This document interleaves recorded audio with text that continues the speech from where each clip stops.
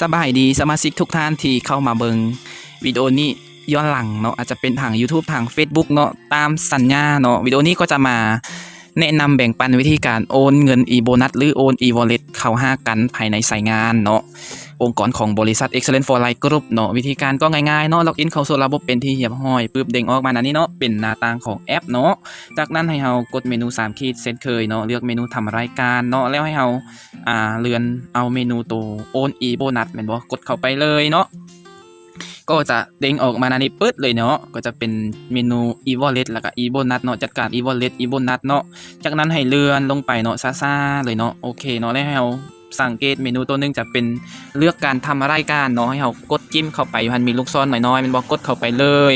ก็จะเห็นให้เราเลือกอีก2-3เมนูนั่นเองเนาะเมนูตัวที่1ก็คือให้ตัวเองแล้วก็ให้คนอื่นให้ตัวเองหมายความว่าเราโอนเข้ารหัสของตัวเองจาก e-bonus เนาะเข้าไป e-wallet ถ้าเลือกให้คนอื่นหมายความว่าเราจะโอน e-wallet จากระบบของเราไปสู่ระบบของผู้อื่นอาจจะเป็นสมาชิกเดียวกันอาจจะเป็นในสายงานเดียวกันก็ได้เช่นเดียวกันเนาะก็เลือกตามนี้เลยเนาะจะเน้นเพียงเท่านี้เนาะมื้อนี้จะแนะนำวิธีการโอนให้คนอื่นก็แล้วกันเนาะกดเข้าไปเลยจากนั้นละที่2เนาะตารางที่2ก็จะประเภทการทำรายการเนาะโอน e-wallet ให้ผู้อื่นอันนี้คือออโตเมติกเลยเนาะ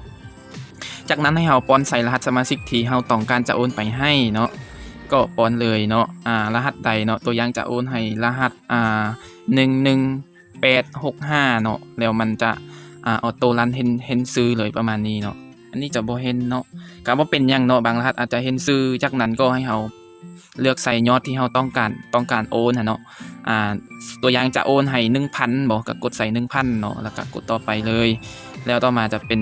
ขั้นตอนการยืนยันก็คือ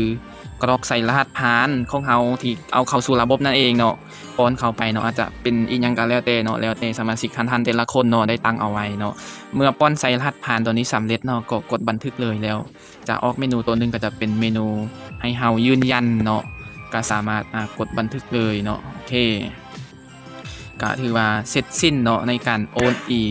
wallet ให้ผู้อื่นเนาะก็ง่ายๆเนาะบ่ได้ซับซ้อนถ้าว่าขั้นตอนใดเนาะบ่เข้าใจสามารถติดต่อมาส่วนตัวหรืออาจจะติดต่อโดยตรงกับบริษัทเลยก็ยิ่งเป็นการดีเนาะสำหรับวิดีโอนี้เนาะก็ขอจบเพียงเท่านี้เนาะแล้วเรามาพบกันใหม่ในวิดีโอต่อไปเนาะสำหรับช่วงนี้แม่นจะมีไลฟ์กันอยู่ในกลุ่มอาจจะเป็นทางเฟซหรือว่า